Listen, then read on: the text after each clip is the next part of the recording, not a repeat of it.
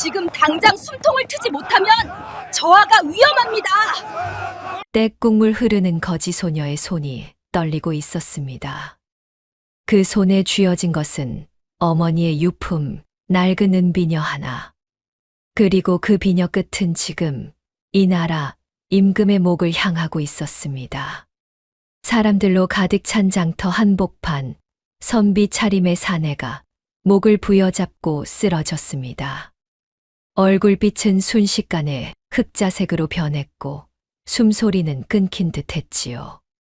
바로 그때 누더기를 걸친 거지 소녀. 서리가 군중을 가르며 뛰어들더니 품속에서 은비녀를 꺼냈습니다. 전현을 당장 잡아라! 감히 임금님의 옥체에 칼을 겨누다니! 아비규환의 장터. 피가 은비녀를 타고 흘러내리는 순간 아무도 몰랐습니다. 이 한 번의 침이 한 사람의 목숨만이 아니라 궁궐에 도살인 거대한 음모를 깨뜨릴 첫 번째 방아쇠가 될 줄은. 사연 시작 전 구독 한 번만 눌러주신다면 그곳으로 행운이 가득 깃들기를 바라겠습니다. 그날 한양의 북촌 장터에는 유난히 사람들이 많았습니다. 솥뚜껑 위에서 지글지글 익어가는 빈대떡 냄새가 코끝을 찌르고 남사당패의 꽹과리 소리가 하늘을 찌르던 어느 뜨거운 오후였습니다. 국밥집 평상 끝머리에는 남루한 선비 차림을 했으나 범상치 않은 귀기를 풍기는 한 사내가 앉아 있었습니다. 이 나라의 주상, 이선희 자맹을 나와 저작거리의 맛을 보던 참이었지요. 시원하게 국밥 한 사발을 들이키던 그가 돌연 숟가락을 탁 떨어뜨리며 제 목을 움켜쥐었습니다. 임금의 안색이 순식간에 시커먼 숯빛으로 변하더니 숨을 들이쉬지 못해 전신을 뒤틀며 흙바닥으로 고꾸라졌습니다. 주변 백성들이 비명을 지르며 썰물처럼 밀려나가는 아수라장 속에서 때에 찌든 누더기를 걸친 거지 소녀 서리가 쏜살같이 나타났습니다. 그녀의 눈빛은 굶주린 거지의 것이 아니라 먹잇감을 노리는 매처럼 형형했습니다. 다 비켜. 길을 터야 이 양반이 산단 말이야. 서리는 품 안에서 비단 조각에 쌓인 은비녀 하나를 꺼내 들었습니다. 비녀 머리에는 정교한 매화 문양이 새겨져 있었지요. 당황한 관군들이 서리의 어깨를 잡아채며 소리쳤습니다. 이 미친년이 어디서 행패냐? 썩 물러나지 못할까? 놔. 지금 이 기도를 뚫지 않으면 이 영감탱이는 당장 명줄이 끊겨. 죽을 운명은 하늘이 정하나 살릴 방도는 사람이 내는 법이란 말이야. 서리는 거친 소리를 지르며 관군의 팔을 뿌리쳤습니다. 그러고는 바닥에서 발작하는 임금의 가슴팍 위로 올라타더니 거침없는 손길로 그의 멱살을 잡아 젖혔습니다. 서리의 왼손은 이미 임금의 맥을 짚고 있었고 오른손은 은비녀를 거꾸로 쥐어 쥐고 있었습니다. 나리, 정신 차리시오. 지옥 문턱에서 내 다시 끌어올릴 터이니. 서리는 단호한 하십시오 채가 튀어나오며 임금의 목 정중앙, 천도렬 부위를 향해 은비녀 끝을 수직으로 내리박았습니다. 퍽 하는 소름 끼치는 소리와 함께 비녀가 살을 파고들었습니다. 악! 전연이 전하의 목을 찔렀다. 주변의 경악 섞인 외침도 잠시 비녀가 박힌 틈새로 검붉은 피가 울컥 솟구쳐 올랐습니다. 그와 동시에 꽉 막혔던 숨길이 뻥 뚫린 듯 임금이 컥 하고 커다란 숨을 몰아쉬었습니다. 죽음의 문턱에서 돌아온 임금이 가쁜 숨을 내뱉으며 고개를 떨구었습니다. 서리는 피가 흐르는 비녀를 뽑아 제 소매로 닦아내다 멈칫했습니다. 비녀의 끝부분이 닿은 면적만큼 시커멓게 변색되어 있었기 때문입니다. 이건 단순한 체증이 아니야. 피 속에 독이 돌아. 서리가 코끝을 비비며 중얼거리는 찰나 매복해 있던 내금이 무사들이 들이닥쳐 서리를 바닥에 거칠게 짓눌렀습니다. 대역 죄인을 잡아라. 감히 흉기로 옥체를 상하게 하다니. 그때 화려한 보랏빛 도포를 휘날리며 좌의정 박익겸이 나타났습니다. 그는 인자한 노학자의 미소를 띠고 있었으나 눈빛만은 얼음장처럼 차가웠습니다. 이 무슨 참혹한 광경인가? 저 아이의 손에 든 것이 무엇이냐? 비녀이옵니다. 대감마님, 이 거지년이 비녀로 전하의 목을 찔렀나이다. 박익겸은 서리의 손에서 은비녀를 낚아채듯 거두어 제 소매 속에 넣으며 엄지의 옥지환을 천천히 돌렸습니다. 송구하오나 전하, 이 요악한 계집이 복수심에 눈이 멀어 위해를 가한 모양이옵니다. 어서 전하를 가마에 태워 궁으로 이송하라. 그리고 저 대역 죄인은 지하 감옥 가장 깊은 곳에 가두도록 하라. 아니요, 내 말이 맞소. 저 양반이 먹던 국밥을 보란 말이오. 서리가 포교들에게 끌려가며 악을 썼습니다. 그녀의 시선은 임금이 먹다 남긴 국밥 사발 속으로 향했습니다. 그 뽀얀 국물 사이로 저작거리에서는 구경조차 할 수 없는 서슬퍼런 단홍초의 푸른 잎사귀, 조각이 유유히 떠다니고 있었습니다. 장터 사람들은 거지년이 임금님 목을 땄다 하며 수군거렸고 박익겸은 회심의 미소를 지으며 현장을 떠났습니다. 하지만 그 모든 광경을 지켜보는 눈이 하나 더 있었으니 국밥집 그늘진 구석에서 고기칼을 갈던 백정칠성이었습니다. 그는 무의식 중에 오른쪽 손목의 흉터를 만지작거리며 서리가 끌려간 방향을 향해 살벌한 콧김을 내뿜었습니다. 어둑어둑한 그림자가 드리워진 궁궐 내 추국장에는 서슬퍼런 칼날보다 더 차가운 정적이 감돌고 있었습니다. 죄인들을 문초할 때 쓰이는 각종 형구들이 섬뜩한 빛을 내뿜는 가운데 좌의정 박익겸은 압수한 서리의 은비녀를 만지작거리며 의관들 앞에 내보였습니다. 비녀 끝에는 그가 미리 발라둔 맹독의 검은 빛이 흉측하게 감돌고 있었지요. 그는 인자한 노학자의 미소를 띠고 있었으나 입가에 걸린 비릿한 웃음은 갈무리하지 못한 욕망을 드러내고 있었습니다. 보아라, 이 도끼가 보이지 않느냐? 저 미천한 거지녀는 단순히 자객이 아니라 가문의 복수를 위해 자맥 나오신 전하의 목숨을 노린 치밀한 살인귀다. 박익겸의 부드러우면서도 날카로운 목소리가 추국장을 울렸습니다. 그는 서리가 10년 전 역적으로 몰려 처형된 어이의 딸이라는 사실을 교묘하게 비틀어 대신들 앞에 폭로했습니다. 대역 죄인의 핏줄이 원한을 품고 임금의 목에 칼을, 아니 비녀를 들이댔다는 그의 주장은 삽시간에 궁궐 전체를 뒤흔들었습니다. 그 시각 축축한 물기가 배어나오는 지하 감옥의 가장 깊은 곳. 서리는 차가운 쇠사슬에 묶인 채 바닥의 흙 위에 임금의 목 구조를 그리고 있었습니다.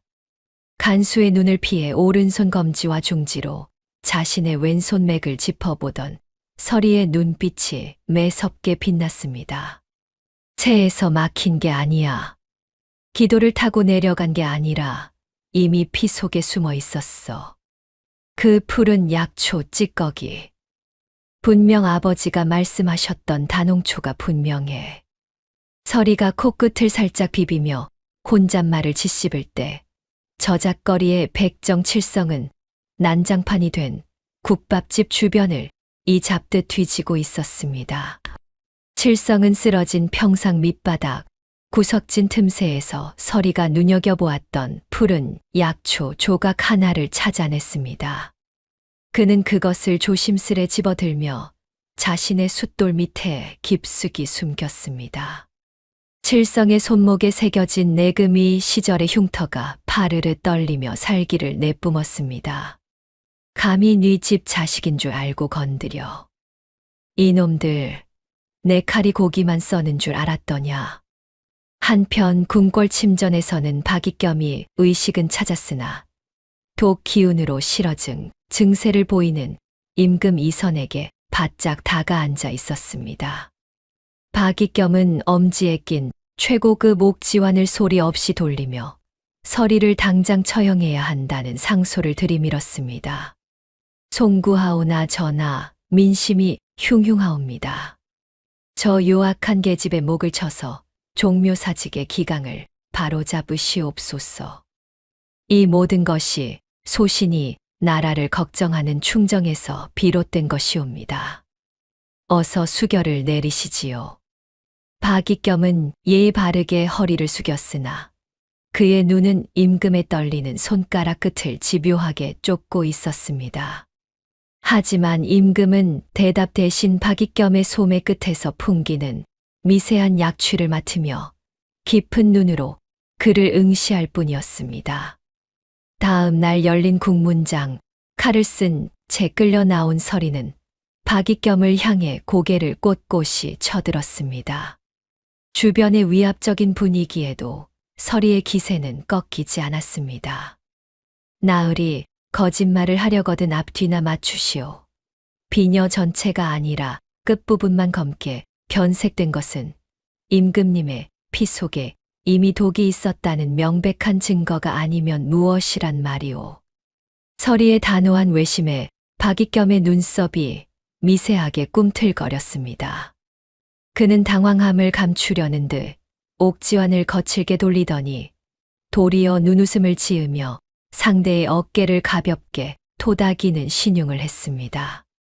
허허, 미천한 것이 감히 위아래도 모르고 지저대는구나.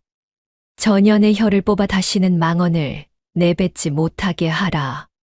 집행관들이 뜨겁게 달군 인두를 들고 다가오는 절체절명의 순간, 침전에서 임금의 급한 전교가 도착했습니다. 실어증에 걸려 말 한마디 못하던 임금이 내관을 통해 서면으로 명을 내린 것이었습니다. 그 아이를 처형하지 말고 이녀로 가식하여 과인의 곁에 두라. 내 병증을 가장 잘 아는 자이니 목숨으로 보필하게 하라. 박익겸은 예상치 못한 임금의 결단에 경악하며 어깨를 파르르 떨었습니다. 그는 물러나자마자 자신의 신복인 기미상궁을 불러 은밀히 명령했습니다. 임금의 수라에 들어가는 단홍초의 양을 늘려라. 이번에는 숨통이 아니라 심장을 멈춰야 할 것이다. 실패한다면 내년에 목숨 또한 없을 줄 알아라. 어둠이 내린 궁궐 뒷벽, 칠성은 백정들이 고기를 베고 남긴 표식으로 단홍초 세 글자를 깊게 새겨 서리에게 위험 신호를 보냈습니다. 의녀복을 입고 임금의 침소에 들던 서리는 그 글자를 포착하고 눈을 가늘게 떴습니다. 방 안으로 들어서자 박익겸의 옷소매에서 풍기던 그 고약한 향기가 향로 연기 속에 섞여 서리의 코끝을 찔렀습니다. 나으리, 향기가 참으로 고약합니다 그려. 사람을 살리는 약취가 아니라 속을 썩이는 악취가 진동을 하니 말이옵니다. 서리는 박익겸을 향해 천연덕스럽게 미소를 지어 보이며 임금의 맥을 짚기 위해 손을 뻗었습니다. 이제 궁궐의 깊은 밤은 죽이려는 자와 살리려는 자, 그리고 그 사이에서 진실을 밝히려는 자들의 숨 막히는 전쟁터가 되었습니다. 이 구름 뒤로 숨어버린 궁궐의 밤은 평소보다 더 깊고 무거웠습니다. 수라간 뒤편 퇴선간 주변에는 은밀한 긴장감이 감돌았지요. 의녀복을 입은 서리는 어둠 속에 몸을 숨긴 채 방금 임금의 저녁 수라를 물려나온 기미상궁의 뒤를 매서운 눈으로 쫓았습니다. 상궁은 주변을 연신 두리번거리며 무언가를 소매 속에 황급히 감추고 있었는데 그 손끝이 마치 낙엽처럼 파르르 떨리고 있었습니다. 서리는 그 모습에서 어린 시절 아버지가 장터 약방에서 해주셨던 말씀을 떠올렸습니다. 서리야, 의원은 환자의 입이 아니라 눈빛을 먼저 보아야 한다. 사람의 말은 속일 수 있어도 공포에 질린 눈빛은 결코 진실을 숨기지 못하는 법이거든. 서리는 소리 없이 상궁의 뒤를 밟아 우물가까지 따라붙었습니다. 상궁이 주변에 아무도 없는 것을 확인하고는 소매 안에서 검게 변한 은수저를 꺼내 필사적으로 물에 씻어내려 하던 바로 그 순간이었습니다. 상궁마님, 은이 그리도 시커멓게 죽었으니 물로 씻는다고 제 빛깔이 돌아오겠습니까? 어둠 속에서 불쑥 들려온 서리의 목소리에 기미 상궁은 비명을 지르며 은수저를 떨어뜨렸습니다. 이게 어느 안전이라고.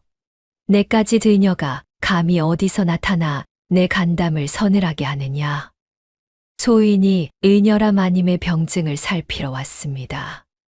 손을 그리도 떠시니 혹마음의 병이라도 깊으신가 해서 말이지요.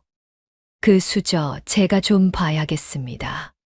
서리는 거침없이 다가가 은수저를 집어들었습니다. 달빛 아래 드러난 수저는 마치 먹물을 뒤집어 쓴 듯 기괴한 검은 빛을 띠고 있었습니다.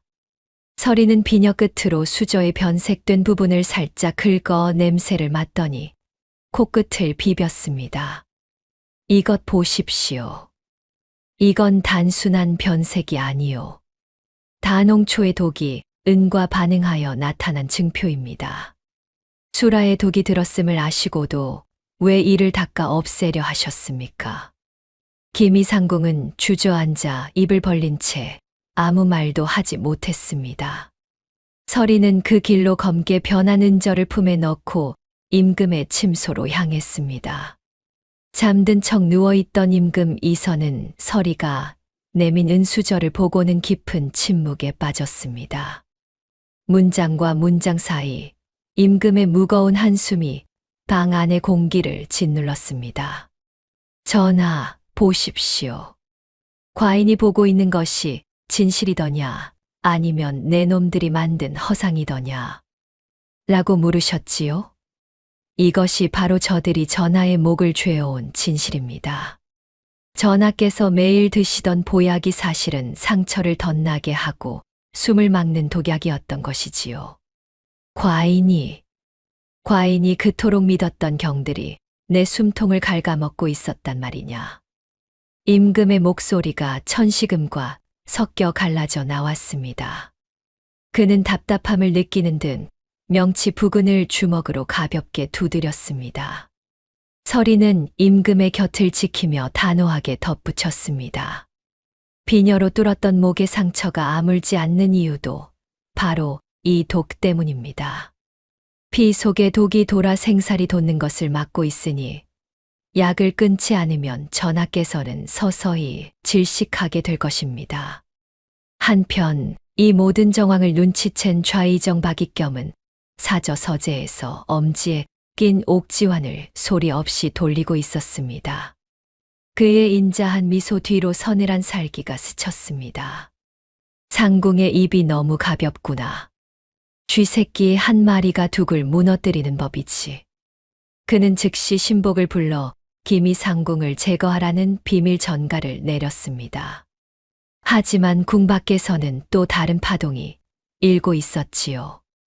백정칠성은 장터에서 박익겸의 집사를 뒤쫓아 한 약초꾼이 다농초 뿌리를 대량으로 넘기며 받은 장부를 탈취하는 데 성공했습니다. 칠성은 코를 크게 킁킁거리며 피비린내를 맡았습니다. 고기나 썰던 놈이 뭘 알겠쇼마는. 이건 좀 아니지 않소. 나으리들 욕심이 소보다 더 크구려. 칠성은 탈취한 장부를 품에 안고 어둠 속으로 사라졌습니다. 다음 날 서리는 수라간의 약재 기록을 뒤지다가 결정적인 단서를 포착했습니다. 특정 날짜마다 좌의정대 공급이라는 명목으로 빠져나간 약재들이 모두 다농초의 성분과 일치했던 것입니다. 하지만 박익겸도 만만한 인물이 아니었습니다. 그는 서리의 처소에 그녀의 아버지가 남긴 낡은 의서들을 몰래 심어두어 영모의 증거로 조작했습니다. 전하, 이 계집의 방에서 역적 부친의 의서가 나왔사옵니다. 이것이 어찌 우연이겠습니까? 박익겸의 호령의 대신들이 웅성거릴 때 서리는 임금의 침소 향로에서 피어오르는 연기를 가리켰습니다. 대감, 의서가 증거라면 이 향로에서 나는 고약한 냄새는 무엇입니까? 사람을 살리는 향이라 속이고 밤새 전하의 폐를 망가뜨린 이 연기가 바로 살아있는 증거 아닙니까? 서리의 기지에 임금은 마침내 신뢰를 보냈습니다. 임금은 칠성을 궁궐 호위무사로 잠입시키는 비책을 승인하며 서리에게 힘을 실어주었습니다. 박익겸은 임금의 병세가 호전되려 하자 초조함을 느끼고 마지막 무리수를 던졌습니다. 도성에 역병이 돌고 있다. 궁궐을 폐쇄하고 그 누구의 출입도 금하라. 가짜 소문을 퍼뜨려 임금을 고립시키려는 박익겸의 음모가 궁궐을 안개처럼 휘감기 시작했습니다. 하지만 서리는 은비녀를 손목에 매게 대어보며 차갑게 미소 지었습니다. 이제 누가 진짜 역병이고 누가 진짜 의원인지 가려낼 시간이 다가오고 있었기 때문입니다. 도성 전체에 역병이 돌고 있다는 흉흉한 소문이 안개처럼 궁궐 담장을 넘어온 뒤로 대궐 안의 공기는 마치 숯불을 피운 듯 매캐하고도 무거워졌습니다. 임금의 침소인 강령전 주위에는 내금이 군복을 입었으나 눈빛만은 살기로 번득이는 박익겸의 사병들이 겹겹이 포위망을 구축했지요. 그 삼엄한 정적 속에서 임금 이선은 초점 없는 눈으로 천장을 응시하며 가늘고 거친 숨을 몰아쉬는 연기를 이어가고 있었습니다. 그 곁을 지키는 유일한 그림자는 누더기 대신 의녀복을 갖춰 입은 서리뿐이었습니다. 박익겸은 이제 대세가 제 손안에 들어왔다고 확신한 모양인지 평소보다 훨씬 부드럽고 가식적인 말투로 서리에게 접근해 왔습니다. 그는 인자한 노학자의 미소를 띠고 서리의 어깨를 가볍게 토닥이며 입을 열었지요. 서리, 내 이름이 참으로 곱구나. 내 일찍이 내 아비의 의수를 아꼈으나 운명이 기구하여 그리 된 것이 늘 가슴 한구석에 짐으로 남아 있었느니라. 이제 그만 저작거리의 떼국물을 벗고 내 수양딸이 되어보지 않겠느냐? 내 너를 통해 내 아비의 억울함을 풀어주고 너에게는 부귀공명을 약속하마. 서리는 속이 뒤틀리는 역겨움을 꾹 눌러 참으며 거지 시절 익혔던 천연덕스러운 표정으로 박익겸을 우러러 보았습니다. 오른손 검지와 중지로 제 왼손 손목의 맥을 짚으며 평정심을 유지하려 애쓰는 그녀의 눈빛이 반짝였지요. 아이고, 좌상대감마님 같은 구름 위 분이 저 같은 비렁뱅이 쥐새끼를 딸로 삼아주신다니. 이거야말로 가문의 영광입니까? 아니면 개천에서 용이 아니라 이무기가 나는 일입니까? 좋습니다. 아버지가 못다 이룬 꿈을 대감마님 곁에서라면 이룰 수 있을 것 같구려. 서리는 박익겸의 제안을 넙죽받는 척하며 그의 사저로 초대받았습니다.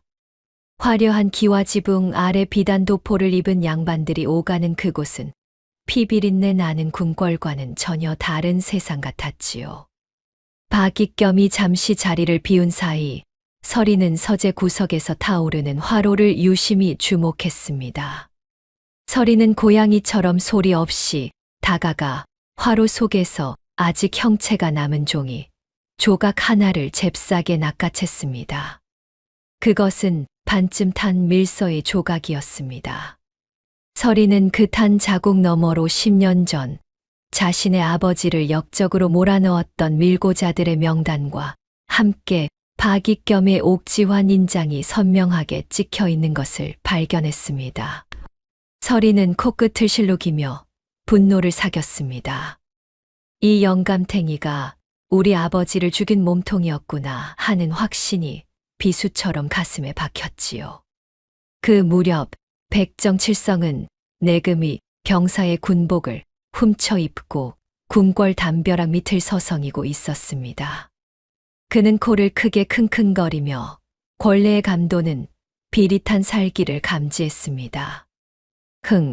고기 썩는 내보다 더 지독한 권력 냄새가 진동을 하는구먼. 저 양반 놈들이 기어이 오늘 밤에 사단을 낼 모양이지? 칠성은 박익겸의 사병들이 나누는 은밀한 대화를 엿들었습니다. 내일 새벽 임금의 침소를 습격하여 역병으로 인한 서거로 위장하겠다는 끔찍한 계획이었습니다. 칠성은 궐벽에 백정들만의 칼자국을 내어 서리에게 위험 신호를 보낸 뒤 그녀에 거쳐 주위에서 자객들의 움직임을 차단하기 위해 어둠 속에 몸을 굳건히 숨겼습니다. 다시 박익겸의 사저서재, 서리는 박익겸이 내온 차를 한 모금 마시려다 입술 끝에서 멈췄습니다. 은은한 차창 뒤에 아주 미세하게 단홍초의 해독제 성분이 섞여 있었기 때문입니다. 박익겸은 자신도 혹시 모를 중독을 피하기 위해 매일 해독제를 복용하고 있었던 것이지요. 대감마님, 이 차 맛이 참으로 오묘합니다. 마실수록 정신이 맑아지는 게 마치 세상의 독을 다 씻어내는 기분이 옵니다. 대감께선 평소에도 이런 좋은 약차를 드시니 그리 안색이 좋으신 모양입니다. 허허, 네가 의원의 딸이라 그런지 맛을 아는구나. 그래, 그 맑은 정신으로 내 곁에서 오래도록 부귀를 누리거라. 사람의 목숨이란 본래 권력이라는 바람 앞에 촛불 같은 것이니 어느 줄에 서느냐가 가장 중요한 법이지. 박익겸은 서리를 안심시킨 뒤 그녀가 방으로 돌아가자마자 신복에게 차가운 명령을 내렸습니다. 오늘 밤이다. 그 계집을 처리하고 자살로 위장하라. 역적의 딸이 죄책감을 이기지 못해 스스로 목숨을 끊은 것으로 만들면 모든 흔적은 사라질 것이다. 죽은 자는 말이 없는 법이니까. 서리는 자신의 처소로 돌아와 임금에게 받은 밀지, 조각과 화로에서 건진 서신을 대조해 보았습니다. 10년 전의 비극과 현재의 독살시도, 그 모든 추악한 역사의 중심에 박익겸의 옥지환이 있었지요. 서리는 임금의 침전으로 달려가 독초의 연기를 중화시키는 특제향을 남몰래 향로에 섞으며 마지막 반격의 밤을 준비했습니다. 전하, 이제 안개 너머의 괴물이 제 발로 걸어 나올 시간입니다. 저들이 새벽의 어둠을 틈타올 것이니 우리는 그 어둠 속에서 진실의 침을 놓아야 합니다. 임금 이선은 깊은 침묵 끝에 천천히 자리에서 일어나 앉았습니다. 그의 손톱 끝은 여전히 보랏빛이었으나 눈빛만은 그 어느 때보다 날카롭게 빛나고 있었습니다. 동이 트기 전 가장 짙은 어둠이 궁궐 지붕 위를 짓누르던 시각이었습니다. 차가운 새벽 서리가 수라간 뒤편 우물가를 하얗게 덮고 있을 때 정적을 깨는 날카로운 비명 소리가 대궐의 잠을 깨웠습니다. 비명의 진원지는 기미상궁의 처소였습니다. 불길한 예감에 휩싸인 나인들이 문을 박차고 들어갔을 때 그들이 마주한 것은 대들보의 목을 매단 채 대롱거리는 기미상궁의 싸늘한 시신이었지요. 어제 저녁까지만 해도 서리에게 무언가 말할 듯 입술을 달싹이던 그녀가 이제는 혀를 길게 내뺀 채 돌아오지 못할 길을 떠난 것이었습니다. 사건이 터지자마자 마치 담벼락 뒤에서 기다리고라도 있었다는 듯 좌의정 박익겸이 군사들을 거느리고 현장에 나타났습니다. 그는 평소에 인자한 노학자의 미소 대신 세상 천지에 둘도 없는 충신인 양 비통한 표정을 지어 보이며 곡소리를 섞어 말했습니다. 이 무슨 참혹한 변괴란 말인가. 수십 년간 전하의 수라를 책임지던 자가 어찌 이런 극단적인 선택을 했단 말이냐. 박익겸은 시신 곁으로 다가가 그녀의 품속에서 고이 접힌 종이 한 장을 꺼내 들었습니다. 그는 편전에 모인 대신들과 아직 병상에서 일어나지 못한 임금 이선 앞에서 그 종이를 높이 치켜들었습니다. 그의 목소리는 부드러우면서도 날카로운 비수가 되어 공기를 갈랐지요. 전하, 이 유서를 보시옵소서. 이 가여운 상궁이 죽기 전 백정칠성이라는 자의 모진 협박에 못 이겨 전하의 수라에 독을 넣었다고 자책하며 제 손으로 적은 것이옵니다. 거지 계집서리와 그 백정놈이 짜고 전하를 독살하려 한 영모의 실체가 이 종이 한 장에 낱낱이 적혀 있나이다. 송구하오나 전하. 이 모든 것이 소신이 나라를 걱정하는 충정에서 비롯된 증좌이오니 당장 저들을 엄벌에 처하시옵소서. 박익겸의 속에는 임금을 낭떠러지로 밀어붙이는 광기가 서려 있었습니다. 대신들이 웅성거리며 서리를 비난할 때 의녀복을 입은 서리가 포교들의 재질을 뚫고 시신 앞으로 뛰어들었습니다. 서리는 시신의 목덜미와 손끝을 유심히 살피더니 박익겸이 든 유서를 향해 코끝을 실룩이며 비릿한 웃음을 지었습니다. 나으리, 참으로 기묘한 일이옵니다. 제가 알기로 김이상궁마님은 평생 국자만 잡으시느라 제 이름 석자도 못 쓰시는 문맹이라 들었는데 어찌 죽는 순간에는 장원급제자나 쓸 법한 이토록 유려한 명필로 유서를 남기셨단 말입니까? 귀신이 밤새 상궁마님 손에 빙의라도 해서 글 공부를 시켜준 모양입니까? 서리의 거침없는 소리가 추국장에 찬물을 끼얹었습니다. 박익겸의 눈썹이 파르르 떨렸고 엄지에 낀 옥지환을 돌리는 속도가 빨라졌습니다. 그는 당황함을 감추려는 듯 짐짓 눈웃음을 지으며 서리의 어깨를 가볍게 토닥이는 신용을 했습니다.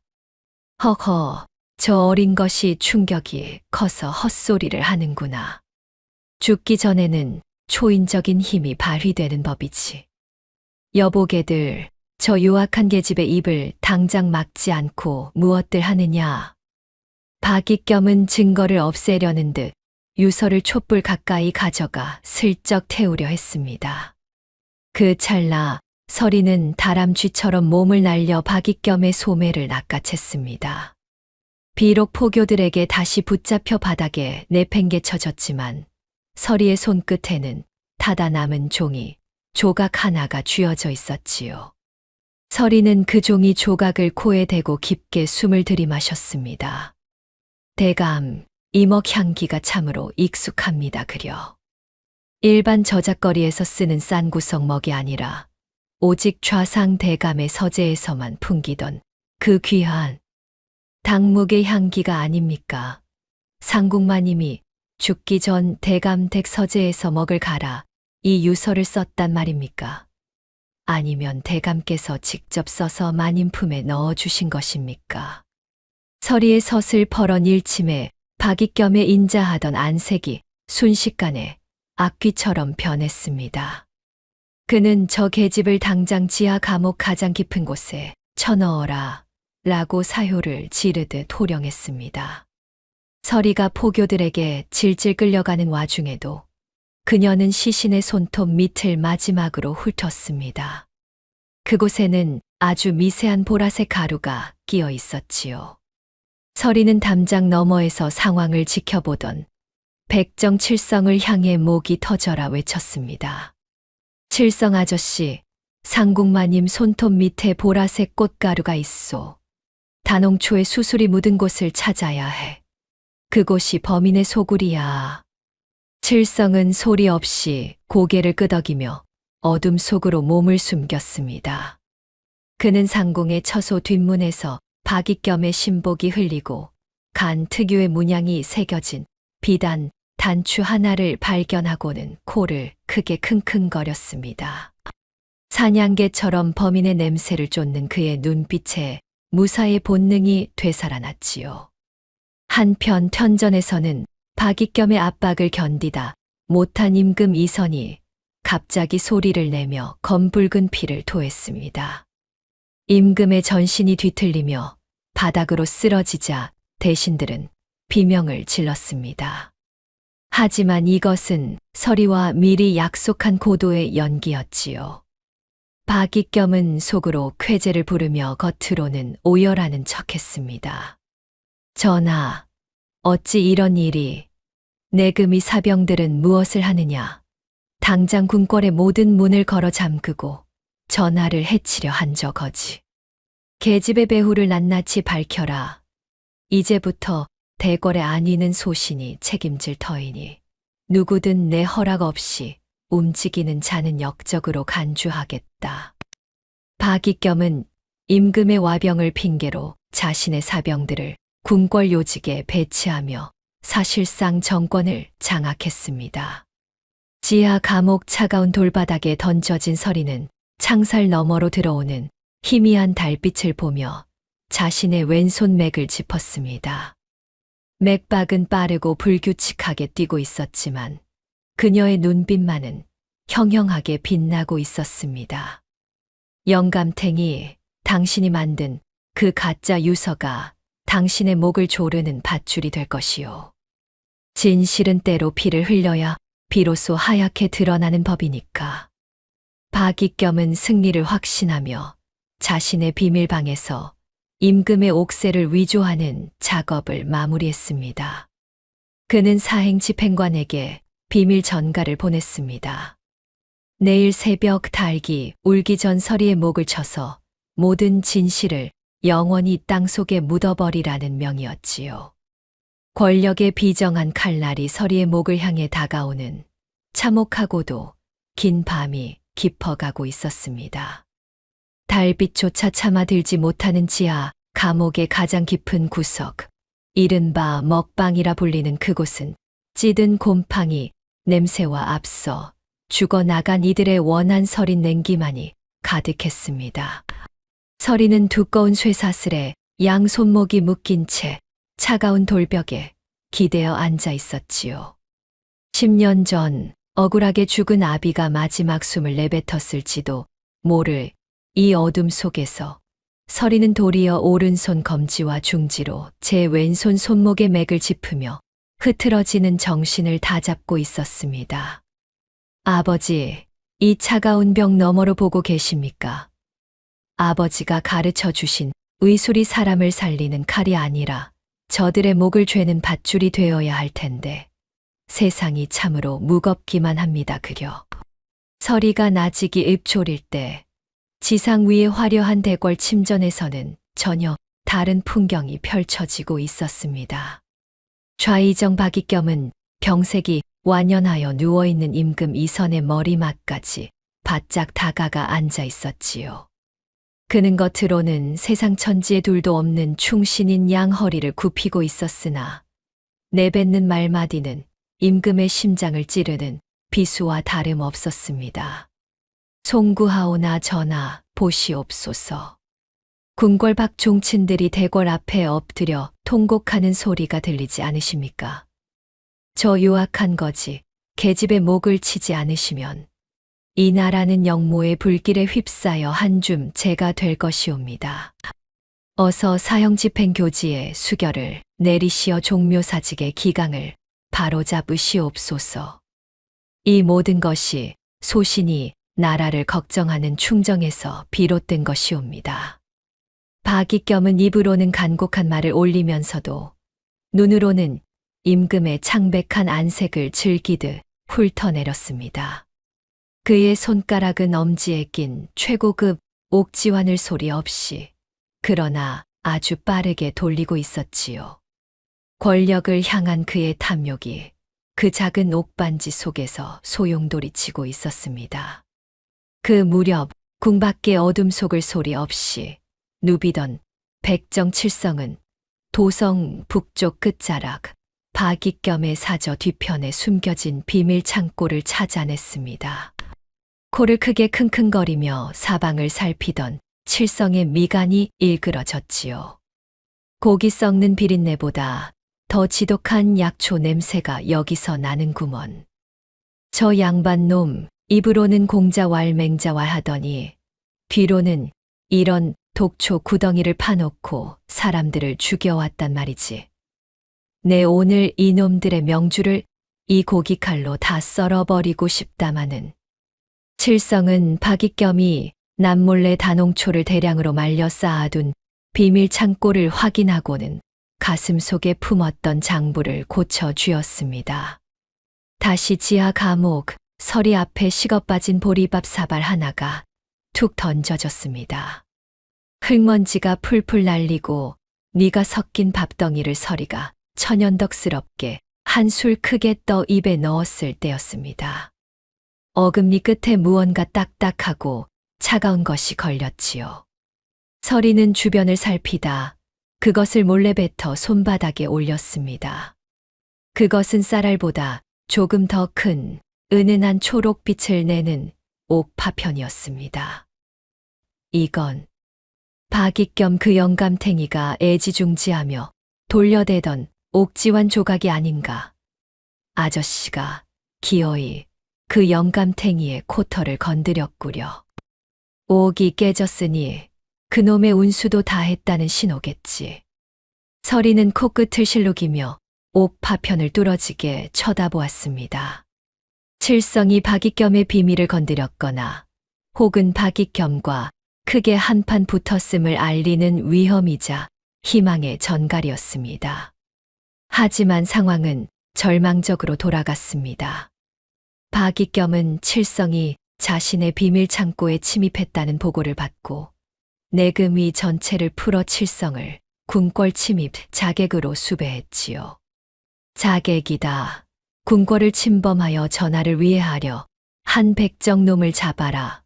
보이는 즉시 죽여도 좋다. 궁궐 담장 너머로 병사들의 함성이 메아리 쳤습니다. 감옥 안의 서리에게도 직접적인 위협이 닥쳤습니다. 간수가 넣어준 물그릇에서 단홍초 특유의 비릿하고도 달콤한 향기가 피어오른 것이지요. 나를 산채로 말려 죽이겠다는 심보로구먼. 하지만 어쩌나 내 코가 개코보다 밝은 것을. 이따위 물을 마시고 죽을 만큼 내가 허투루 살진 않았단 말이야. 서리는 물 한 모금 마시지 않고 그릇을 조용히 엎어버렸습니다. 그녀의 목은 타들어갔지만 눈빛만은 더욱 형형하게 빛났습니다. 편전에서는 임금 이선이 박익겸이 내민 교지를 앞에 두고 마지막 투쟁을 벌이고 있었습니다. 그는 붓을 들었다가도 손을 바르르 떨며 먹물을 떨어뜨리고 다시 기침을 토해내며 시간을 지연시켰지요.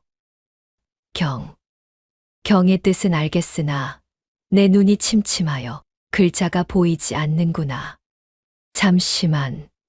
잠시만 기다려다오.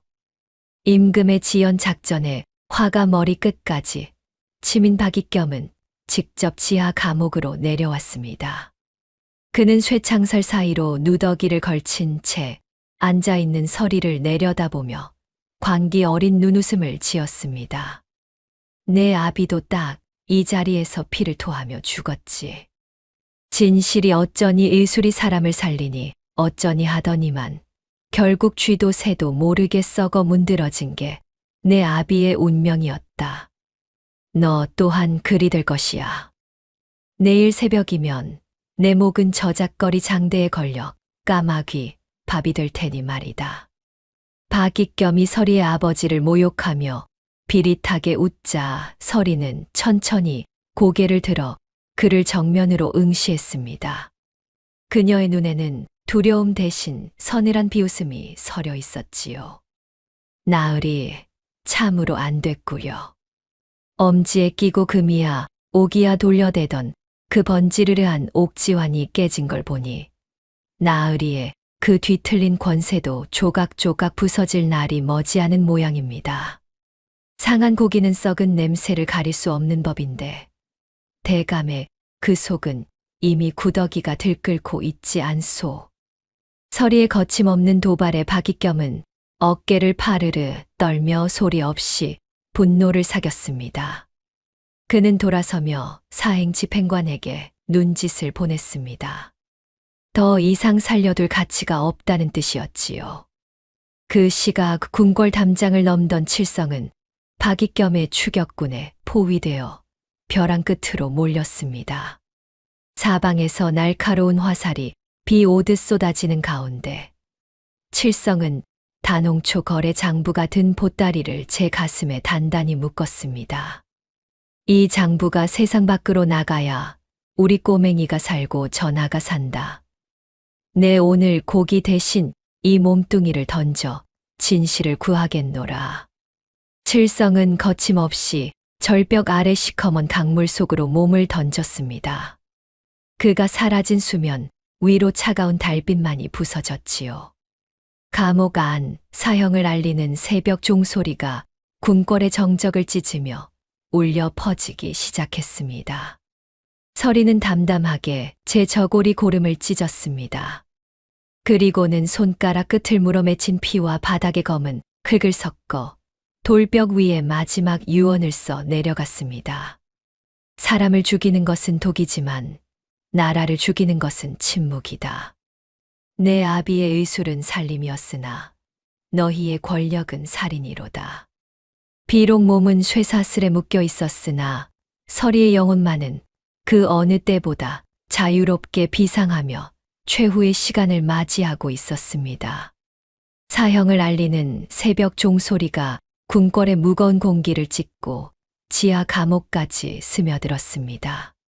서리의 목을 치기 위해 파견된 사형 집행관들이 쇠창살 문을 열었을 때 그들의 눈앞에는 담담히 저고리 고름을 찢어 유언을 남기던 소녀가 아닌 서슬퍼런 눈빛의 포식자가 앉아 있었습니다.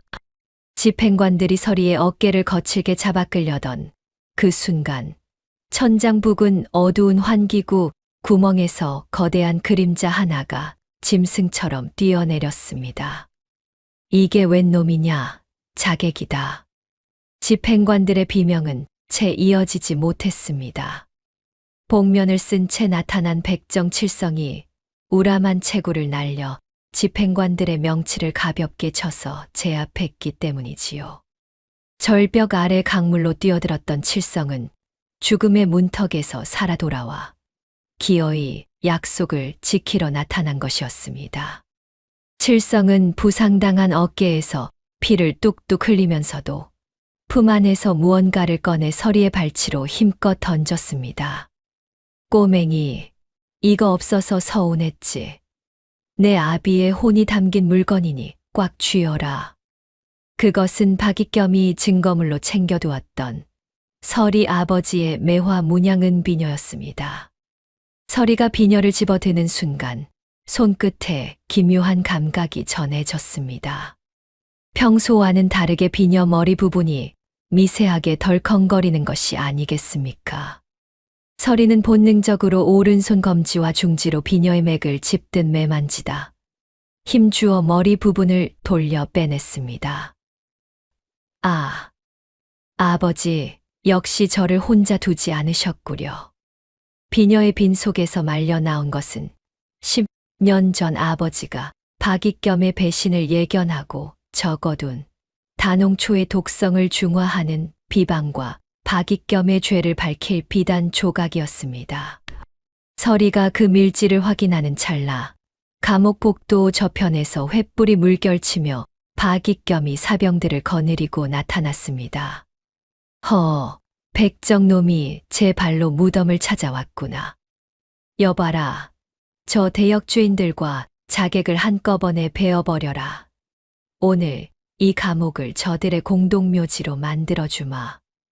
박익겸의 말은 사라지고 관기에 젖은 명령만이 복도를 울렸습니다. 칠성은 서리를 제 등 뒤로 숨기고 백정 시절 숫돌에 갈고 갈았던 단도를 뽑아 들었습니다. 나으리들 고기나 썰던 놈이 뭘 알겠쇼마는. 이 칼이 사람 살에 닿으면 고기보다 더 부드럽게 썰린다는 건 잘 압니다요. 어디 한번 들어와 보시게. 칠성은 달려드는 사병들의 옷소매와 칼집만을 귀신같이 베어내며 그들의 진로를 방해했습니다. 서리는 그 틈을 놓치지 않았습니다. 그녀는 은비녀를 거꾸로 쥐고 사병대장의 목 급소인 아문혈을 정확히 찔렀습니다. 죽일 생각은 없으나 잠시 잠이라도 주무시는 게 좋겠소. 서리의 단호한 말과 함께 비녀 끝이 박히자 사병대장은 마치 실 끊긴 인형처럼 바닥으로 고꾸라졌습니다. 이를 본 박익겸이 직접 칼을 뽑아 서리를 향해 휘둘렀습니다. 이 요악한 계집, 네가 내 평생의 공든 탑을 무너뜨리려 하느냐.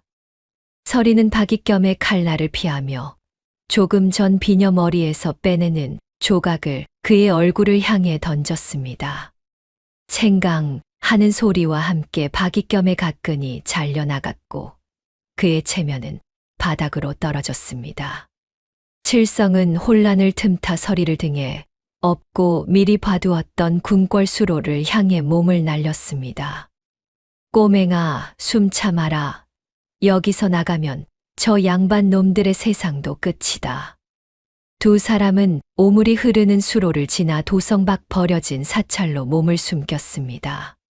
칠성은 사찰 바닥에 쓰러지며 거친 숨을 몰아쉬었습니다. 그의 옷은 이미 피로 붉게 물들어 있었지요. 서리는 코끝을 비비며 눈물을 닦아내고는 사찰 뒷산으로 달려가 상처를 아물게 할 약초들을 한 움큼 캐왔습니다. 아저씨, 조금만 참으시오. 아버지가 남긴 비방이 여기 있으니 내가 반드시 아저씨를 살려낼 것이오. 서리는 비녀에서 나온 비단 조각을 다시 한번 햇빛에 비춰보았습니다. 그런데 그 안에는 약초의 배합 비율만 적힌 것이 아니었습니다. 특정한 각도에서만 보이는 아버지의 친필이 하나 더 있었지요. 사람을 살리는 침은 살 끝에 있지 않고 마음의 관역에 있느니라. 서리는 그 글귀를 보며 깨달았습니다.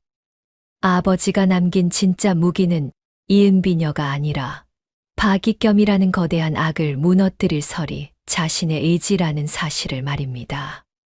칠성의 상처를 치료하며 서리는 밤새 비녀를 숫돌에 갈았습니다. 내일이면 이 비녀는 다시 한번 임금의 목을 향할 것입니다. 그러나 이번에는 죽이기 위해서가 아니라 이 나라의 막힌 숨통을 완전히 틔우기 위함이었습니다. 박익겸은 도성 성문을 봉쇄하고 서리의 머리를 가져오는 자에게 천금을 주겠다는 방을 붙이며 최후의 발악을 시작했습니다. 하지만 어둠 속 사찰에서 들려오는 약사발 가는 소리는 이미 박익겸의 몰락을 예고하는 장송곡과도 같았습니다. 서리의 눈빛은 이제 저작거리 거지의 그것이 아닌 세상을 치유할 위대한 의원의 광채로 가득 차 있었습니다. 챕터 8 어둠 속의 등불. 칠흑 같은 어둠이 내려앉은 궁궐의 밤은 평소보다 더욱 서슬퍼런 냉기가 감돌았습니다. 좌의정 박익겸의 사병들이 내금이 군복을 입고 횃불을 밝히며 권례 구석구석을 짐승처럼 훑고 다녔지요. 그들의 목적은 단 하나, 탈옥한 거지, 계집 서리와 백정 칠성을 찾아내는 것이었습니다. 하지만 등잔 밑이 어둡다더니 서리는 이미 무수리들이 입는 낡고 해진 옷으로 갈아입은 채 수라간 뒷마당에 몸을 숨기고 있었습니다. 영감탱이가 궐문을 걸어 잠그고 쥐 잡듯 뒤지고 있다지만 내 아버지가 일러주신 비방은 이 궁궐 가장 깊고 어두운 곳에 숨겨져 있는 법이지요. 서리는 코끝을 실룩이며 수라간 장독대 뒤편을 향해 고양이처럼 발을 옮겼습니다. 죽은 기미 상궁이 마지막 순간 서리의 손바닥에 손가락으로 몰래 남겼던 글자는 바로 장이었습니다. 서리는 수백 개에 달하는 장독대를 하나하나 훑어가다 가장 구석지고 냄새가 고약하여 사람들의 발길이 닿지 않는 오래된 장아찌 단지 앞에 멈춰 섰습니다. 그 시각 박익겸은 임금의 침소인 강령전 문턱에 버티고 서서 자신의 사병들을 독려하고 있었습니다. 그는 인자한 노학자의 미소를 완전히 지워버린 채 엄지에 낀 옥지환이 빠져나간 자리를 연신 만지작거리며 살기를 내뿜었지요. 여봐라. 전하의 옥체가 위중하시니 그 누구의 출입도 불허한다. 만약 이 문을 넘으려는 자가 있다면 설령 종친이라 할지라도 역적으로 간주하여 즉시 베어버려라. 박익겸의 부드럽던 말은 이제 왕을 겁박하는 칼날이 되어 휘둘러지고 있었습니다. 침전 안에서는 임금 이선희 서리가 미리 일러준 대로 심박을 늦추는 비방의 약을 마신 채 산 송장처럼 누워 마지막 승부의 시간을 기다리고 있었지요.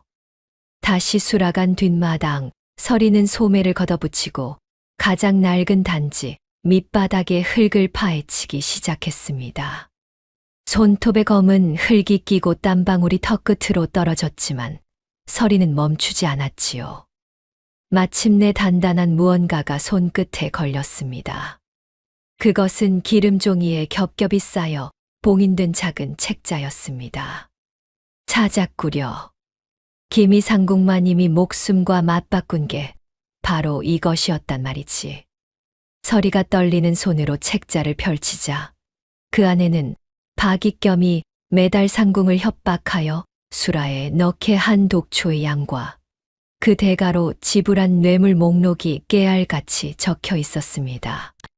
뿐만 아니라 박익겸의 친필 인장이 찍힌 비밀 서신들까지 고스란히 담겨 있었지요. 그것은 박익겸이라는 거대한 거미가 짠 욕망의 거미줄을 한 번에 끊어낼 수 있는 천금 같은 증거였습니다. 그때였습니다. 수라간 입구에서 요란한 발소리와 함께 횃불 세례가 쏟아졌습니다. 박익겸의 신복들이 수라간을 샅샅이 뒤지기 시작한 것이지요. 여기도 뒤져라. 쥐새끼 한 마리 빠져나가지 못하게 항아리를 다 깨부숴서라도 찾아내. 사병들의 거친 발길질에 아까운 항아리들이 깨지며 비릿한 장 냄새가 진동을 했습니다.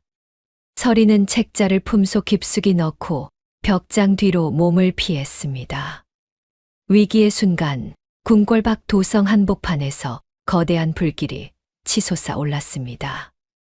백정칠성이 박익겸의 비밀 약초 창고에 불을 질러 연기를 피워 올린 것이었습니다. 불이야. 좌상대감댁 약초 창고에 불이 났다.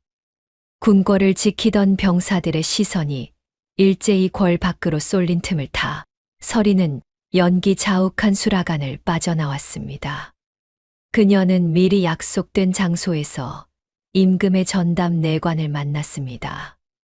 공공, 여기 상궁마님이 남긴 증거와 우리 아버지가 비녀 속에 숨겨두셨던 밀지가 있소. 이걸 전하께 전하시오. 이제 저들의 목을 칠 마지막 칼은 전하의 손에 달렸소. 서리는 내관에게 책자를 전달하며 단호한 말로 당부했습니다. 내관은 서리의 형형한 눈빛에 압도된 듯 고개를 끄덕이며 어둠 속으로 사라졌지요. 이후 서리는 얼굴에 검댕을 잔뜩 묻히고 허리를 구부정한 노파 무수리로 위장하여 다시 수라간 마당으로 나섰습니다. 박익겸이 직접 칼을 들고 수라간의 무수리들을 한 명씩 대조하며 다가오고 있었지요. 그는 서리의 바로 옆을 지나치며 그녀의 어깨를 가볍게 쳤습니다. 이 노인네는 무엇을 하는 자냐? 고개 좀 들어보아라. 서리는 천연덕스럽게 콜록거리며 쉰 목소리로 대답했습니다. 아이고, 대감마님. 불구경 났다고 해서 소치나 닦으러 가던 참입지요. 이 늙은이가 대감마님 귀한 얼굴을 어찌 감히 쳐다보겠사옵니까? 서리의 능청스러운 연기에 박익겸은 혀를 차며 발길을 돌렸습니다. 그가 돌아서는 순간 서리는 눈을 가늘게 뜨며 그의 뒷모습을 노려보았습니다. 임금은 내관으로부터 증거물을 전해받고 서리가 지시한 대로 가사 상태에 빠지는 약을 마셨습니다. 이제 궁궐에는 임금이 서거하셨다는 비보가 울려 퍼질 차례였습니다. 서리는 궐 밖으로 빠져나와 숲속에서 기다리던 칠성과 합류했습니다. 두 사람은 서로의 무사함을 확인하며 짧은 미소를 나누었지요. 꼬맹아, 이제 준비는 끝났나? 그렇소, 아저씨. 이제 저 양반놈이 스스로 왕이 되려 하는 그 순간, 우리가 준비한 가장 날카로운 침을 놓아줄 때요. 장터의 해질녘 풍경을 등진 채 서리는 아버지가 남긴 은비녀를 햇빛에 비춰보았습니다. 가장 진한 맛은 가장 깊은 어둠 속에서 익어간다는 아버지의 말씀처럼 서리의 복수와 정애 또한 이 깊은 밤이 지나면 마침내 그 결실을 보게 될 것이었습니다. 챕터 9 진실의 추격. 버려진 산사 뒷방, 희미한 등잔불 아래에서 서리는 아버지가 남긴 은비녀를 손에 쥐었습니다. 비녀 머리 부분을 비틀어 빼내자 그 안에서 누런 빛이 도는 얇은 비단 밀지가 소리 없이 풀려 나왔지요. 서리는 등잔불에 비단 조각을 비추어 보았습니다. 거기엔 10년 전 아버지가 박익겸의 배신을 예견하고 적어둔 단홍초의 독성을 중화하기 위한 약재 배합 비율과 투약 시간이 깨알 같은 글씨로 적혀 있었습니다. 아버지, 역시 사람은 살려야 할 자를 살리고 죽어야 할 자를 가려내는 법을 이 비녀 속에 숨겨두셨구려. 서리가 코끝을 실룩이며 밀지 뒷면을 살피던 중 그녀의 눈이 크게 떠졌습니다. 밀지 뒷면에는 박익겸의 친필로 적힌 10년 전 영모 모의 서신의 일부가 덧대어져 있었던 것이지요. 이것이야말로 박익겸의 목을 단번에 칠 수 있는 천금보다 귀한 물증이었습니다. 그 곁에서 백정칠성은 사찰 주방에 커다란 솥을 걸고 불을 지피고 있었습니다. 그는 서리가 산속에서 캐온 산초와 감초, 그리고 비방에 적힌 비밀스러운 약재들을 넣고 정성껏 다려냈습니다. 걸걸한 로 툭툭 내뱉는 말투였지만 칠성의 눈동자는 그 어느 때보다 진지했습니다. 꼬맹아, 이 약즙이 전하의 명주를 다시 이을 수 있겠나? 고기 핏물 빼는 건 자신 있다만 독혈 빼는 건 내 아비만큼이나 네가 신통해야 할 텐데 말이야. 걱정 마시오, 아저씨. 내 비녀 끝이 녹이 슬지 않았으니 전하의 숨통도 곧 트일 것이오. 서리는 칠성이 다려낸 해독 약즙을 작은 가죽 주머니에 소중히 담았습니다. 두 사람은 밤이 깊어지자 산길을 내달려 다시 궁궐로 향했습니다. 도성 수문을 지키는 박익겸의 가짜 무관들은 칠성의 묵직한 주먹 한 방에 소리 없이 고꾸라졌고 두 사람은 다시 한번 오물이 흐르는 수로를 타고 궁궐 심장부로 잠입했습니다. 그 시각 대궐 편전에서는 박익겸이 백관들을 모아놓고 비통한 척 연설을 늘어놓고 있었습니다.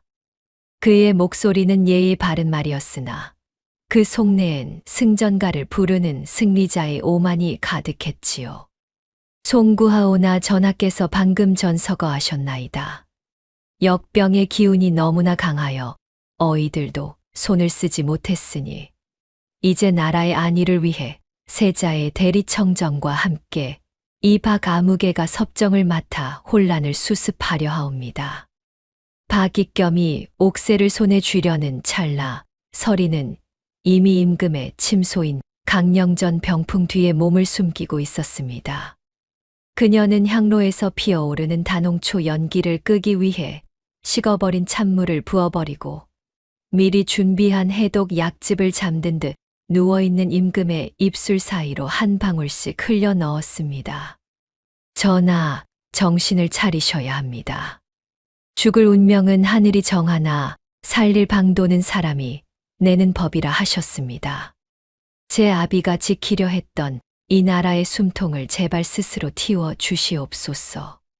서리의 간절한 청과 함께 약즙이 임금의 목구멍을 타고 내려갔습니다. 그러자 기이한 일이 벌어졌습니다. 임금의 목 주변을 타고 올라오던 시커먼 독선들이 서서히 옅어지며 멈춘 듯 하던 맥박이 규칙적인 고동을 시작한 것이지요. 서리는 은비녀 끝을 임금의 발가락 끝, 대도열에 깊숙이 찔러 넣었습니다.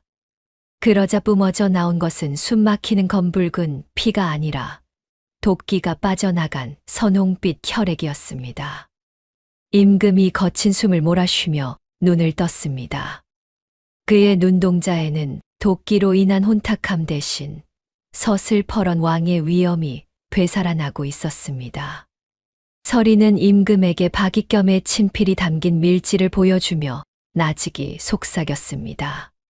전하, 박익겸이 곧 이 방으로 올 것입니다. 그가 가짜 교지를 내밀며 전하의 수결을 강요할 때 그를 안심시키고 스스로 죄를 자백하게 만드는 함정을 놓아야 합니다. 저와 칠성 아저씨가 곁에서 전하의 방패가 되겠나이다. 임금은 서리의 눈빛에서 10년 전 억울하게 죽어간 어이의 충정을 보았습니다. 그는 고개를 끄덕이며 다시 침상에 누워 시신인 척 위장을 시작했지요. 칠성은 침소 박복도 어둠 속에서 접근하는 박익겸의 신복들을 소리 없이 하나둘 제압하여 마루 밑으로 밀어 넣었습니다. 이윽고 복도 저편에서 박익겸의 당당한 발소리가 들려왔습니다. 그는 옥새를 든 채 이제는 이 나라의 주인이 자신이라는 착각에 빠져 비릿한 미소를 짓고 있었습니다. 서리는 임금의 침상 및 어두운 공간으로 몸을 숨기며 비녀를 굳게 쥐었습니다. 비녀 머리에 매화 문양이 달빛에 차갑게 빛나는 순간 진실과 거짓의 마지막 승부가 막을 올리고 있었습니다. 궁궐의 깊은 밤을 가르는 박익겸의 발소리는 승전보를 든 장수의 걸음보다 당당했습니다. 그는 제 손에 들린 위조 교지가 곧 이 나라의 새로운 법이 될 것이라 믿어 의심치 않았지요. 임금의 침소인 강령전 문을 열고 들어선 박익겸의 눈앞에는 차가운 흰 천에 덮여 미동조차 없는 임금의 시신이 놓여 있었습니다. 방 안의 향로에서는 더 이상 단홍초의 연기가 피어오르지 않았지만 박익겸은 그것이 임금이 이미 숨을 거두었기에 끈 것이라 생각하며 회심의 미소를 지었습니다. 허허, 전하. 드디어 무거운 짐을 내려놓으셨구려. 이 박 아무개가 전하의 뒤를 이어 이 나라를 반석 위에 올려놓을 터이니 저승길이라도 편히 가시옵소서. 박익겸은 시신 앞에 서서 마치 살아있는 사람에게 건네든 나직이 읊조렸습니다. 그의 말 이제 예의가 아니라 조롱이었습니다. 그는 품 안에서 미리 준비한 세자의 양위 교지를 꺼냈습니다. 그리고는 흰 천 밖으로 나와 있는 임금의 창백하고 굳은 손을 억지로 잡아 끌어 옥새를 찍으려 시도했습니다. 전하, 마지막으로 나라를 위해 수결 하나만 남겨주셔야겠습니다. 이 옥새의 무게가 곧 권력의 무게이지요. 박익겸이 임금의 손가락을 옥새에 짓누르려던 바로 그 찰나였습니다. 침상 및 어둠 속에서 번개 같은 손길 하나가 튀어나오더니 박익겸의 손목을 향해 날카로운 은비녀 끝을 수직으로 박아 넣었습니다. 아, 이게 무슨 짓이냐. 박익겸이 비명을 지르며 옥새를 떨어뜨렸습니다. 손목에 태연혈을 정확히 찔린 그의 손은 순식간에 마비되어 힘없이 늘어졌지요. 그때였습니다. 시신을 덮고 있던 흰 천이 거칠게 거쳐나가며 죽은 줄만 알았던 임금 이선이 호랑이처럼 자리에 일어나 앉았습니다. 박익겸, 내 놈이 지금 과인의 앞에서 무엇을 하려 하였느냐. 이 나라가 내 놈의 손바닥 위에 놓인 장기판인 줄 알았더냐. 임금의 사자후가 방 안을 뒤흔들었습니다. 박익겸은 귀신을 본 듯 사색이 되어 뒷걸음질을 치다 병풍을 쓰러뜨리고 말았습니다. 그런데 병풍이 넘어지며 드러난 것은 빈 공간이 아니었습니다.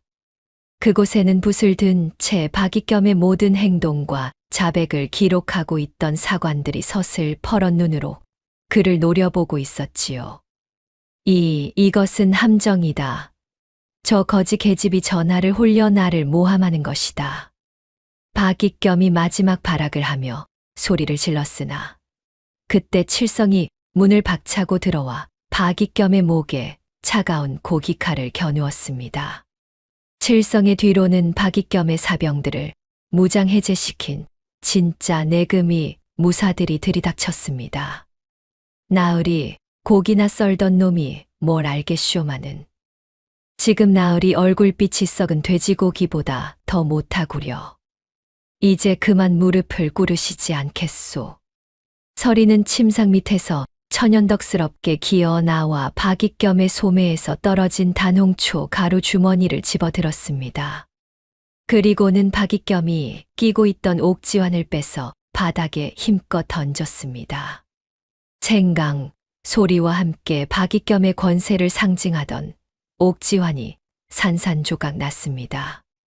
그런데 깨진 옥 파편 틈새에서 보라색을 띤 미세한 가루들이 쏟아져 나왔습니다. 그것은 박익겸이 긴장할 때마다 돌리며 임금의 찻잔에 몰래 털어 넣었던 단홍초의 농축 가루였습니다. 대감마님, 이 옥 속에서 나온 것이 무엇입니까? 이것도 제 아버지가 숨겨둔 영모의 증거입니까?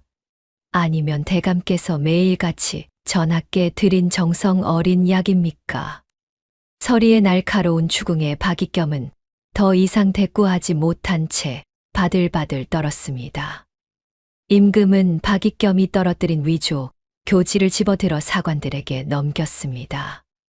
보아라, 이것이 바로 충정을 가장한 역적의 민낯이다.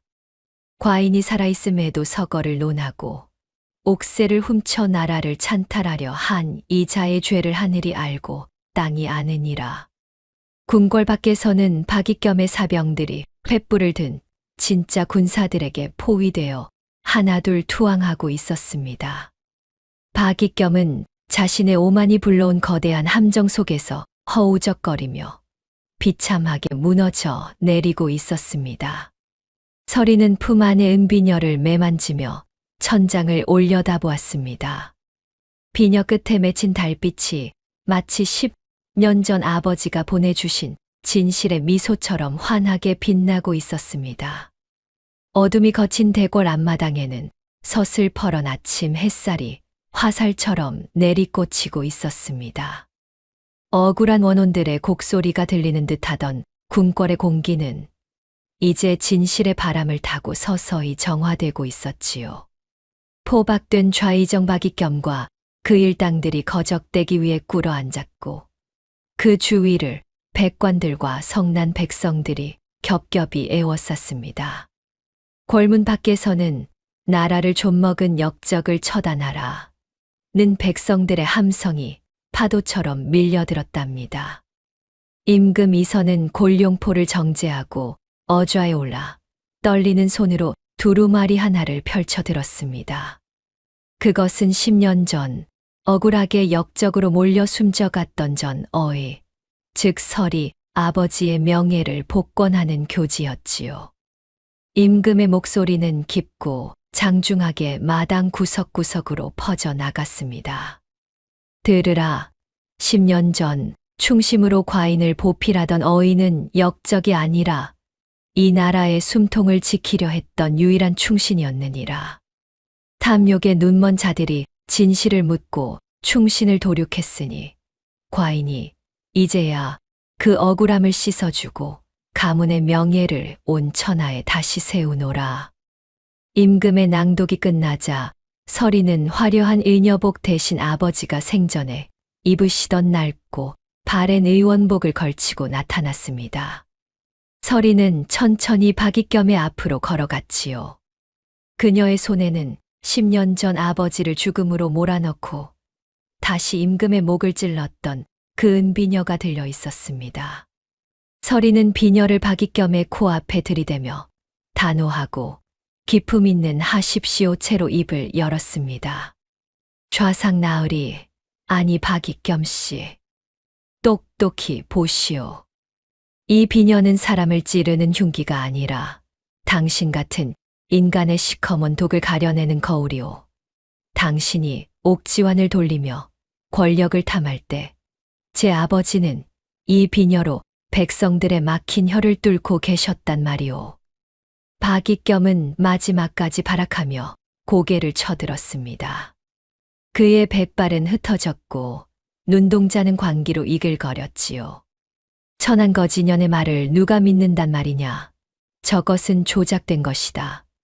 전하, 저 계집이 요술을 부려 전하의 눈을 가리고 있사옵니다. 그때 서리는 품 안에서 기미상궁이 장독대 밑에 목숨 걸고 숨겨두었던 비밀 일기장을 꺼내 들었습니다. 서리는 일기장을 한 장씩 넘기며 박익겸의 죄상을 만천하에 낭독하기 시작했지요. 몇 월 며칠 좌의정의 명으로 단홍초 세 푼을 수라에 넣다. 그 대가로 은자 100냥을 받다. 몇 월 며칠 임금의 병세가 호전되자 좌의정이 직접 찾아와 상궁의 목에 칼을 겨누고 독의 양을 늘리라 협박하다.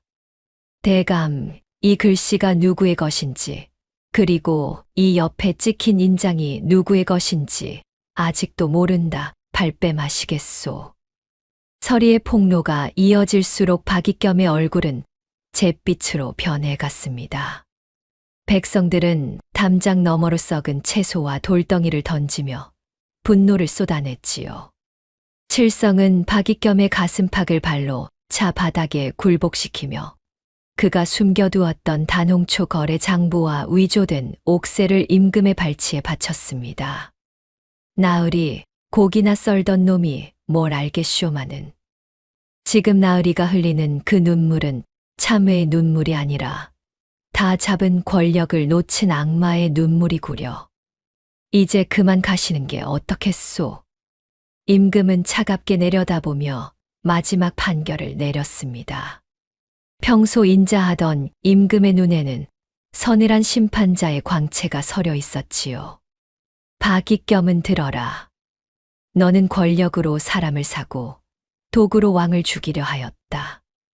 내 놈에게 사약은 너무나 과분한 자비로다.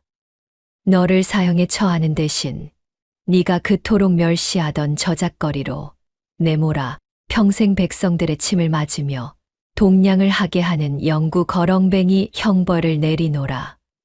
네가 가진 모든 재산은 몰수하여 가난한 백성들을 위한 약방을 세우는 데 쓸 것이다. 박익겸은 관복이 갈갈이 찢긴 채 포교들에게 끌려나갔습니다. 평생 최고급 비단만 입고 결벽증처럼 깔끔을 떨던 그가 이제는 자신이 가장 경멸하던 누더기를 걸치게 된 것이지요. 서리는 아버지를 모함했던 판결문과 박익겸의 비밀 서신들을 화로에 던져 넣었습니다. 붉게 타오르는 불꽃 사이로 연기가 되어 날아가는 종이 조각들을 보며 서리는 비로소 참았던 눈물을 쏟아냈습니다. 아버지, 이제 다 끝났습니다. 이제 편히 쉬십시오. 아버지가 남기신 은비녀가 기어이 세상을 구했습니다. 칠성은 내금이 대장의 직함을 되찾아 궁궐 내에 남은 박익겸의 잔당들을 샅샅이 뒤져 감옥으로 압송했습니다. 임금은 어좌에서 내려와 서리에게 다가가 고개를 숙였습니다. 설아, 내 비녀가 나의 숨통을 틔웠을 뿐만 아니라 썩어 문드러져 가던 이 나라에 막힌 숨을 틔웠구나. 과인이 어찌 이 은혜를 다 갚겠느냐.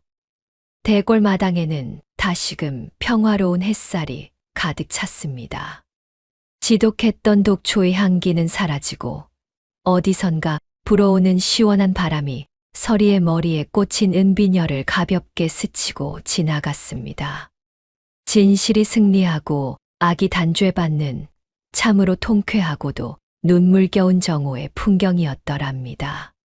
피바람이 몰아치던 궁궐에도 마침내 고즈넉한 평화가 찾아왔습니다.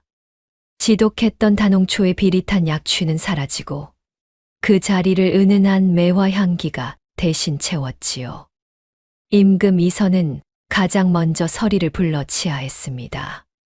10년 전 어이의 억울함을 씻어준 것도 모자라 서리를 조선 최초의 여성 어이로 추대하여 내명부의 수장으로 삼겠다는 파격적인 교지를 내렸답니다. 설아, 이제 너는 더 이상 저작거리를 떠도는 거지가 아니다. 이 나라 최고의 의원이 되어 내 곁에서 백성들의 병을 살펴주지 않겠느냐? 임금은 감사의 표시로 눈이 부시도록 화려한 황금 비녀 하나를 내밀었습니다. 영롱한 보석이 박혀 있어 보기만 해도 그 무게감이 느껴지는 귀한 물건이었지요. 하지만 서리는 그 비녀를 물끄러미 바라보다가 천천히 고개를 가로저었습니다. 전하, 과분한 은혜에 몸둘 바를 모르겠사옵니다. 하오나 이 황금 비녀는 제 머리에는 너무나 무겁고 화려하옵니다. 저는 그저 이 낡은 은비녀 하나면 충분하옵니다. 서리는 소매로 닦아내어 제 빛깔을 찾은 아버지의 은비녀를 만져보았습니다. 피와 독에 얼룩졌던 흔적은 사라지고 이제는 달빛보다 더 맑은 은빛을 내뿜고 있었지요. 서리는 그 비녀를 제 머리에 다시 꽂으며 천연덕스럽게 덧붙였습니다. 이게 제 격에 딱 맞습니다. 보석 박힌 금비녀를 꽂고 있으면 혹여나 누가 훔쳐갈까 무서워 잠도 못 잘 게 뻔하지 않습니까? 저는 그저 사람 살리는 약사발이나 돌리는 게 제일 속 편한 팔자인 모양입니다. 서리는 궁궐의 높은 자리를 뒤로하고 다시 저작거리로 내려갔습니다. 그녀는 아버지가 생전에 꿈꾸셨던 대로 가난한 백성들이 돈 걱정 없이 치료받을 수 있는 작은 약방 살림터를 차렸지요. 약방 문 앞에는 항상 따뜻한 약차를 끓이는 솥이 걸려 있었고 그 냄새는 온 동네를 구수하게 적셨습니다. 백정칠성은 이제 내금이 대장의 화려한 관복을 수시로 벗어 던지고 평복 차림으로 약방을 드나들었습니다. 그는 우람한 팔뚝으로 서리가 시키는 대로 약초를 다듬고 숫돌에 칼을 갈았지요. 꼬맹아, 아니 이제 설 의원님이라고 불러야 하나? 이 약초는 너무 질겨서 고기 썰듯이 썰어야 제맛이 나겠구먼. 아저씨 칼만 휘두르지 말고 정성껏 좀 다듬으시오. 그러다 약초 다 뭉개지면 오늘 저녁은 굶을 줄 아시오. 두 사람의 티격태격하는 소리에 약방을 찾은 환자들은 너털웃음을 터뜨렸습니다. 칠성은 서리의 은비녀 끝이 무뎌질 때마다 정성껏 숫돌에 갈아주며 묵묵히 그녀의 곁을 지키는 든든한 방패가 되어 주었지요. 한편 장터 한복판에서는 매일같이 기이한 구경거리가 펼쳐졌습니다. 누더기를 걸치고 얼굴에 검댕을 잔뜩 묻힌 늙은 거지가 내가 이 나라의 좌상이었다 라고 소리를 지르며 동양 그릇을 내밀었기 때문이지요. 바로 박익겸이었습니다. 하지만 백성들은 그의 말을 콧방귀로 넘기며 썩은 채소나 돌덩이를 던졌습니다. 좌상은 무슨, 내 놈이 좌상이었으면 나는 옥황상제다. 이 나라를 도구로 물들이려던 역적놈이 아직도 정신을 못 차렸구나. 평생 결벽증에 가까울 정도로 깔끔을 떨던 박익겸은 이제 자신이 그토록 멸시하던 오물 속에 뒹굴며 비참한 여생을 보내게 되었습니다. 그것이야말로 죽음보다 더 잔인하고도 공평한 단죄였더랍니다. 임금 이선 또한 약속을 잊지 않았습니다. 그는 보름에 한 번씩 자맹을 나와 서리의 약방을 찾았습니다. 화려한 수라상 대신 서리가 내온 쓰디 쓴 약차 한 잔을 마시며 백성들이 겪는 진짜 고통이 무엇인지 몸소 체험했지요. 전하, 약이 너무 쓰다고 얼굴 찌푸리지 마십시오. 나라를 다스리는 마음도 이 약차처럼 써야 백성들의 입에는 단맛이 도는 법입니다. 서리는 아버지가 남긴 의수를 정리하여 책을 완성했습니다. 그 책의 첫 장에는 매화 문양이 새겨진 은비녀, 그림을 정성껏 그려 넣었지요. 장터의 아이들은 골목을 누비며 노래를 불렀습니다. 은비녀 소녀가 왕의 목을 찔렀네. 독을 빼고 숨을 틔워 나라를 구했네. 서리는 찾아오는 환자들에게 비녀 끝으로 침을 놓으며 항상 이렇게 말했습니다. 병은 몸에 있는 게 아니라 욕심에 있는 법입니다. 마음속에 든 독부터 빼내야 비로소 살 길이 열리는 것이지요. 자, 어떠셨습니까? 은비녀 하나로 세상을 밝힌 서리의 이야기가 여러분의 가슴을 시원하게 뚫어주었나요? 사람은 누구나 욕심이라는 독에 빠지기 쉽지만 서리처럼 맑고 굳은 심지를 지키는 것이 얼마나 귀한지 다시금 깨닫게 됩니다. 우리네 인생도 이와 같겠지요. 때로는 억울하고 힘든 고비가 찾아오기도 하지만 결국 진실은 눈 속에서도 하얗게 피어나는 매화처럼 반드시 드러나기 마련입니다. 오늘 서리가 전해준 그 따뜻하고 강인한 기운이 여러분의 고단한 마음을 포근하게 어루만져 드렸기를 진심으로 바랍니다. 오늘의 이야기가 당신의 마음에 작은 울림을 드렸다면 앞으로도 따뜻하고 행복한 이야기들로 찾아뵐 수 있도록 구독과 좋아요를 눌러주세요. 그리고 사연의 주인공을 위한 따뜻한 말씀도 댓글로 부탁드립니다. 당신의 오늘이 인생 최고의 하루가 되길 응원하겠습니다. 감사합니다.